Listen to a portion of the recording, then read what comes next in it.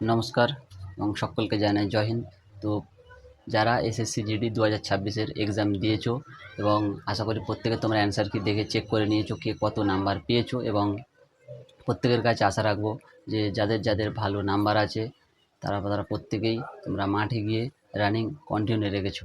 তো যারা এখন ভাবছো আমার তো নাম্বার রয়েছে দাদা 80, 85, কি ভাই আমার নাম্বার রয়েছে 75 প্লাস অ্যাভারেজ সামথিং, তো তাদের জন্যই আজকে এই ভিডিওটা, যে কতটা কাট অফ যেতে পারে। এটা কোনো নির্দিষ্ট ফাইনাল কাট অফ আমি কোনো জায়গা থেকে আপডেট নিয়ে বলছি না, এটা গুগলের সমস্ত সার্চ বেসিক একটা এক্সপেক্টেড কাট অফ বানানো হয়েছে, যেটা থেকে তোমরা একটা ধারণা পেতে পারো যে ফাইনাল কাট অফ কোন লেভেল পর্যন্ত হতে পারে এবং কোন শিফটে কোশ্চেন হার্ড ছিল, কোন শিফটে ছিল কঠিন, সেই সম্পর্কে কিছু আপডেট তোমাদেরকে দেবো। তো চলো বেশি কথা না বাড়িয়ে আজকে আমরা ভিডিওটি শুরু করি। ফার্স্ট যেটা তোমাদের সামনে আমি তুলে ধরবো কি এসএসসি জিডি 2026-এর এক্সপেক্টেড কাট অফ। তো আমি মূলত প্রধান তিনটে স্টেটের কাট অফ নিয়ে আমি কথা বলবো।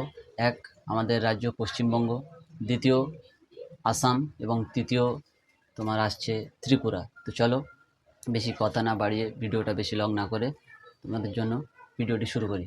তো প্রথমেই যদি আমি আসি যে ভাই আমাদের স্টেট ওয়েস্ট বেঙ্গলের কাছে, ওয়েস্ট বেঙ্গলের যদি ইউআর ক্যান্ডিডেট ধরো, এবছরের কোশ্চেন প্যাটার্ন এবং সমস্ত দিকে আমরা লক্ষ্য রেখে যে একটা গুগল সার্চ বেসিক এবং বিভিন্ন বড় বড় ওয়েবসাইটের থেকে আমি এই সমস্ত ডাটা নিয়ে যে এই কাট অফটা আমি আজকে তৈরি করেছি, যেটা থেকে তুমি +5 -5 এরকম একটা কাট অফ ধরে রাখতে পারো। যেখানে ওয়েস্ট বেঙ্গলের ইউআর ক্যাটাগরি আছে, ইউআর ক্যাটাগরি, সেখান থেকে তোমরা 95 এভারেজ, এর থেকে +5 -5 এরকম একটা এক্সপেক্টেড নাম্বার তোমরা রাখতে পারো, যেখান থেকে তোমাদের কাট অফ আসতে পারে। এবং ইডব্লিউএসের ক্ষেত্রে বলি, এবছর একটু বেশি যাবে ইডব্লিউএস তুলনামূলক 87, এবং ওবিসিতে যদি আমরা দেখি তো 92টা একটা বড় হিউজ নাম্বার ওবিসির ক্ষেত্রে। তবে এবার অন্যান্য বছরের তুলনায় এবছরে কাট অফ প্রত্যেকেরই একটু তোমরা দেখতে পাচ্ছ যে কম। হয়তো অনেকের মনে হবে যে কেন এত কম, কি আমি হয়তো নিজের মন গড়া একটা এক্সপেক্টেড কাট অফ তোমাদের সামনে তুলে ধরছি, বাট সেটা একদমই নয়। এই যে কাট অফটা, এটা হচ্ছে পুরো গুগলের ডাটা অনুযায়ী কাট অফটাকে আমি তৈরি করেছি। তো এসসিদের ওয়েস্ট বেঙ্গল থেকে কত ভাই 88 থেকে 90 যাদের মার্কস থাকবে, আশা করবো তোমরা প্রত্যেকে এবছরের চাকরিটা পেয়ে যাবে। এবং এসটি ক্যাটাগরি থেকে 85, এর থেকে বেশি গেলে 2-3 এক্সট্রা যাবে, তবে +5 -5 তোমরা প্রত্যেকে ধরে রাখতে পারো যে এই কাট অফটা যেতে পারে। নেক্সট আমরা আসবো আসামে। আসাম আসামে আমরা জানি ওয়েস্ট বেঙ্গলের থেকে অনেকটাই কাট অফ কম যায়। তো সেই তুলনায় বিগত বছরের ডাটা অনুযায়ী এবং এবছরের কোশ্চেন অনুযায়ী, পরীক্ষা অনুযায়ী, এভারেজ স্কোর অনুযায়ী প্রত্যেক শিফটে যে আসামের ইউআর ক্যাটাগরি থেকে যারা থাকবে তাদের 77 আপ টু 80 যারা যারা পাবে বা 80+ যারা পাবে, তারা ভাই নিশ্চিন্ত থাকতে পারো তোমরা, মোটামুটি তোমরা ফাইনাল মেরিট পর্যন্ত পৌঁছে যাচ্ছ। এবং ইডব্লিউএস ক্যাটাগরি থেকে 70, ওবিসি 73, এসসি 72, এবং এসটি ক্যাটাগরি 71।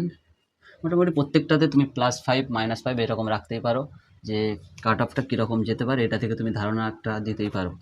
আচ্ছা, এবার কি ত্রিপুরা ইউআর ক্যাটাগরি 75, আমরা জানি ত্রিপুরাও মোটামুটি ওয়েস্ট বেঙ্গল আসামের থেকেও অনেকটাই কম কাট অফ যায় ত্রিপুরাতে। তো তার ইডব্লিউএসের 63, ওবিসির 73, এবং এসসিদের ক্ষেত্রে 68, এসটিদের 54। এবং প্রত্যেককে একটাই কথা আমি বলবো, এটা কিন্তু কোনো ফাইনাল কাট অফ আমি কোথাও থেকে সংগ্রহ করে বলছি না, এটা এক্সপেক্টেড একটা বিভিন্ন জায়গার থেকে যে সমস্ত ডাটা আমি কালেক্ট করতে পেরেছি তার বেসিসে আমি এই সমস্ত যে আপডেটগুলো তোমাদের সামনে রাখছি। এবারে তো কথায় আসি যে দাদা তুমি কীরকমভাবে এটা বলছো বা কোথা থেকে পাচ্ছ। তো আমি একটা নর্মালাইজেশানের একটা ফুল পিডিএফ আমার কাছে আছে, তোমরা যদি প্রত্যেকে সেটা দেখতে চাও তো কমেন্টে লিখবে, আমি প্রত্যেকের কাছে এই পিডিএফটা শেয়ার করব। এবং চলো দেখে নিই, কিছু কিছু শিফট এমন শিফট গিয়েছে প্রচণ্ড হার্ড ছিল, যে শিফটে অ্যাভারেজ স্কোর 70 to 80, এর বেশি অ্যাভারেজ স্কোর আসেনি। তাহলে এবং যে শিফটটা সবথেকে সহজ হয়েছে সেই শিফটে 110+ স্কোর, তাহলে ভাবো নর্মালাইজেশানের কতটা পার্থক্য হবে। আমরা জানি প্রত্যেকবারে 10 থেকে 15-র মধ্যে নর্মালাইজেশান থাকে, হার্ডলি 12-13 ব্যাস। কিন্তু এবারে ভাই নর্মালাইজেশনটা একটু অন্য লেভেলের হবে। এবারে আবার নর্মালাইজেশন এসএসসি বলে দিয়েছে যে যেইখানে প্রত্যেকবারে নর্মালাইজেশনের নাম্বার বাড়তো, এইখানে নর্মালাইজেশনের নাম্বার কমতেও পারে। তো দেখি কোনগুলো হার্ড শিফট ছিল এবং কোনগুলো নর্মাল।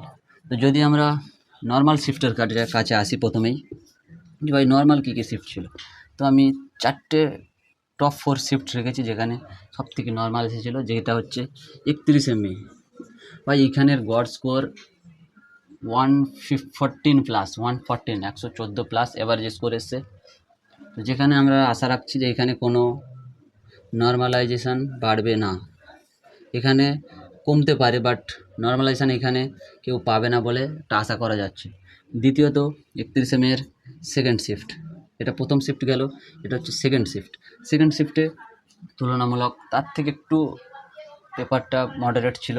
তো সেই ক্ষেত্রে আমরা নর্মালাইজেশানে 0 থেকে 5 কিংবা 8 এরকম তাদের ক্ষেত্রে নর্মালাইজেশান দেখতে পারি, এবং কিছু কিছু পেপারে যাদের নাম্বার একটু ভালো আছে তাদের ক্ষেত্রে আমরা নাম্বার না বাড়তেও দেখতে পারি নর্মালাইজেশানে। এবং 27শে এপ্রিলের সেকেন্ড শিফট, ভাই এই শিফটটাতেও সেম 0 থেকে 10, ব্যাস, এর বেশি নর্মালাইজেশানে এখানে পাওয়া যাবে না। বেশিরভাগ এটাই আশা থাকবে এই সমস্ত যে শিফটগুলোতে, যেন ভাই কারোর নাম্বার না কমে, কিন্তু এইগুলোতে বাড়বে এরকমটাও আশা করা যায় না। তো এবং সর্বশেষ একটা সহজ শিফটের মধ্যে 4th মের একটা শিফট, যেটা হচ্ছে শিফট 1, 4th মে শিফট 1। এখানেও সেম 0 থেকে +5 পর্যন্ত, এর বেশি তো আশা করব না, কিন্তু কারোর যেন নাম্বার না কমায় ভাই, এটাই চাই।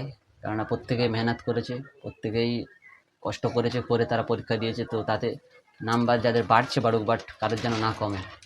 এবং যদি আমরা হার্ড শিফটের কাছে আসি, হার্ড শিফটের মধ্যে 25শে মে, ভাই এই যে শিফটটার একটা ভয়ঙ্কর শিফট ছিল 2026-এর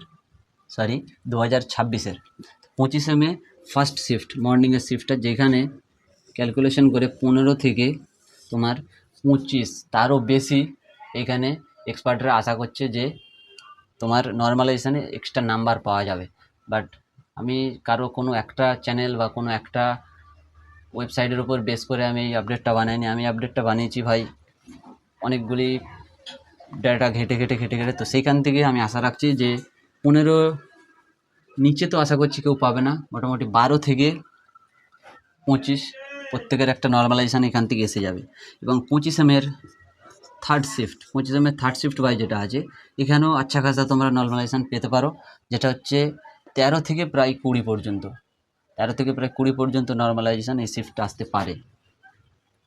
তৃতীয়ত 7th মে ফার্স্ট শিফট, এখানেও মোটামুটি আচ্ছা খাসা নর্মালাইজেশান মিলে যাবে, যেটা 12 থেকে প্রায় 18-20 পর্যন্ত এসে যাবে।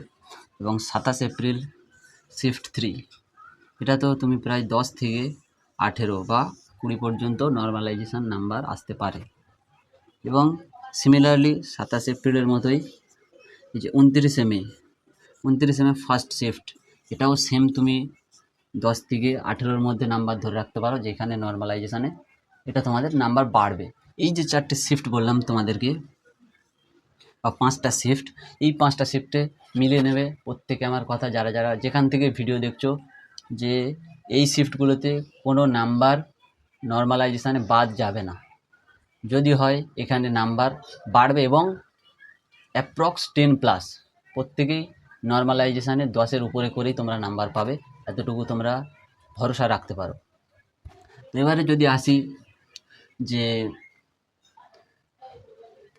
ফাইনাল কাট অফ কত তারিখে বের হতে পারে, তো আমরা দেখেছিলাম যে যেটা আমাদের অ্যান্সার কি, সেটা আজ থেকে প্রায় 2 সপ্তাহ আগে রিলিজ হয়ে গেছে।